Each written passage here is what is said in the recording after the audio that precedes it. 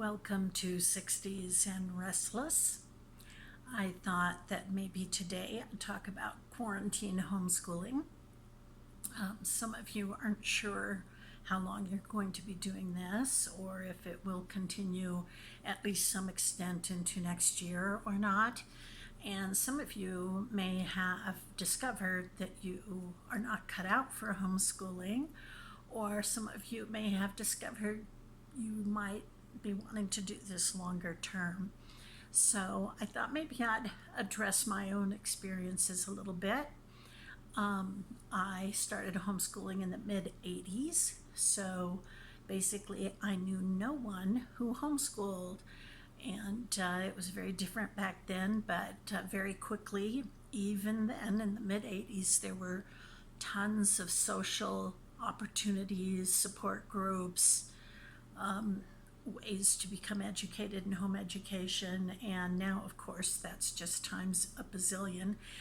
But even then in the 80s, the social aspect that people always worry about didn't exist. There were so many opportunities for inexpense to no expense gatherings and sports and groups and clubs, and I think that's a misunderstanding about homeschooling, is that there's a real social disconnect, because I always found quite the opposite.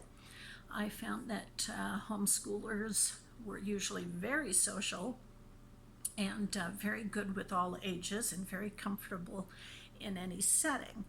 Of course, there's going to be some exceptions to anything. But I was raising them in a pretty big city, and there was just a whole lot available. And also, there's misunderstandings about homeschoolers regarding motivation. I have seen every kind of motivation, from the realization that you might have just found out that you can do in 3 hours what schools were doing in 8, or you might find out that you think you can just simply do a better job. Others want to keep them out of the peer group setting and have a more controlled peer group situation. Others might just want an emphasis that they're not being able to get in a public school or private school setting. Others just have very unique children that need a unique teaching situation.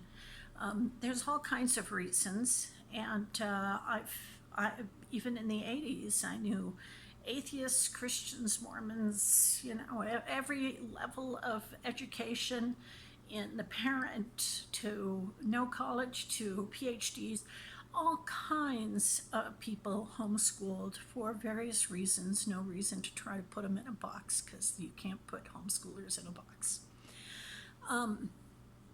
The other thing I would mention is that if you do decide to continue homeschooling on your own, it is great to have a support group, and even greater to share the responsibility of the actual teaching. I led a homeschool teaching cooperative for 16 years. Well, 12 years out of 16 years of homeschooling. And it made things really rich and have a lot more depth, because you had someone with a great love for science, teaching science, somebody that really understood and loved math, teaching math, different subjects that different parents, or not even parents, you can ask people.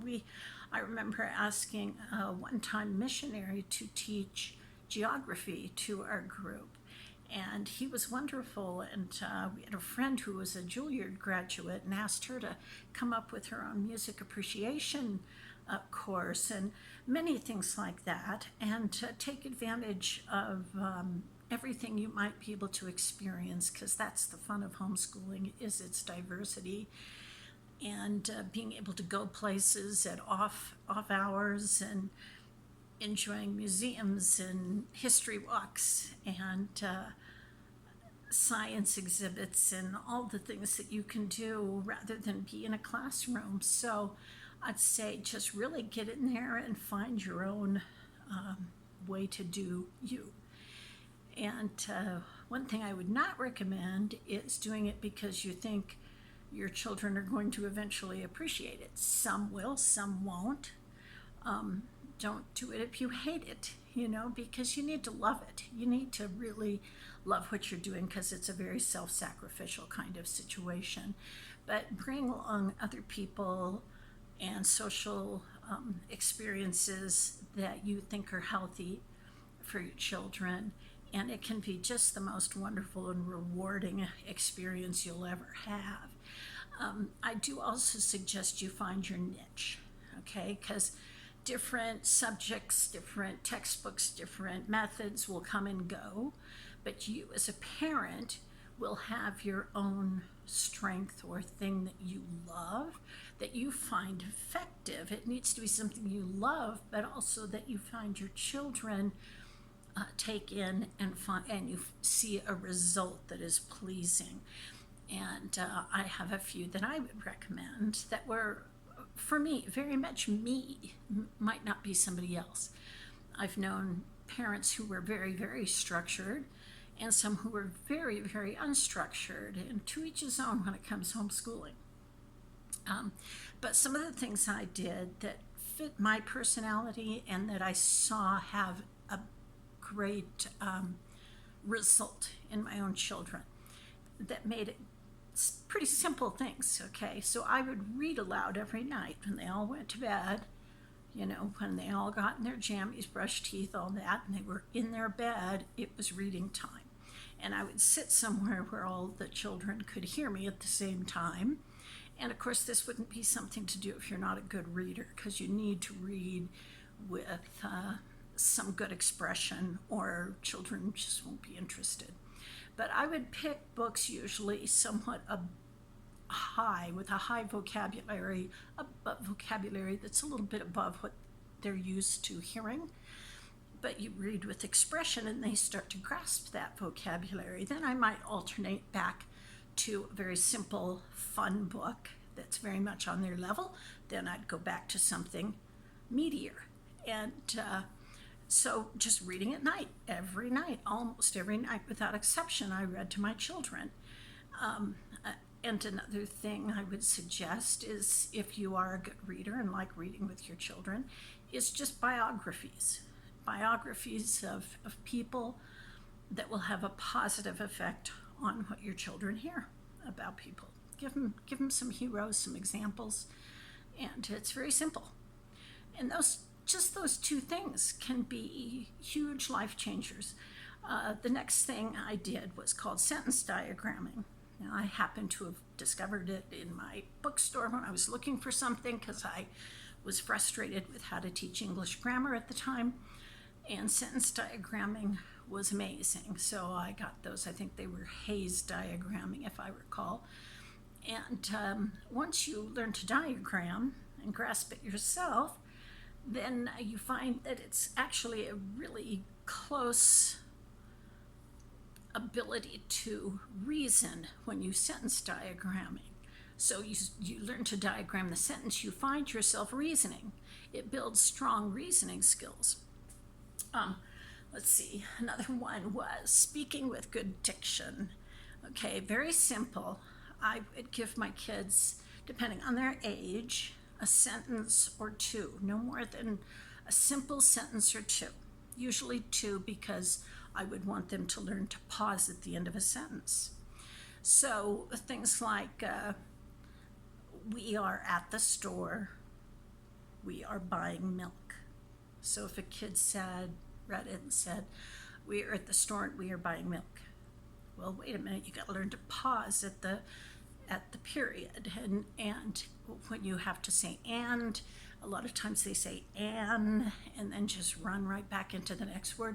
I made them pronounce each word perfectly and with space in between, almost abnormally, because when you learn to do that, then you can speak very clearly normally.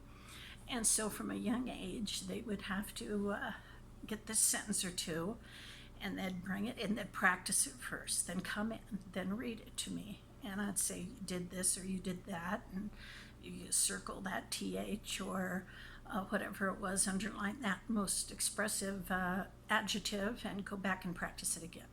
They'd go back out, they'd come back in, they'd try it again. It was usually 2 or 3 times before they could read it with perfection. And they all grew up with very good diction.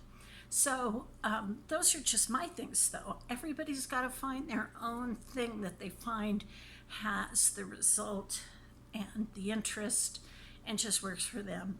But anyway, if you're on a homeschooling journey post-quarantine later, and just give yourself some love and find a good support group of people that have commonalities with what you're trying to do with raising your children and educating your children, and don't try to be a one-man show, because they have a much more balanced look of life if you can incorporate other people and that are good, really good. I had a man who taught science who developed the communications for the spaceship Hubble.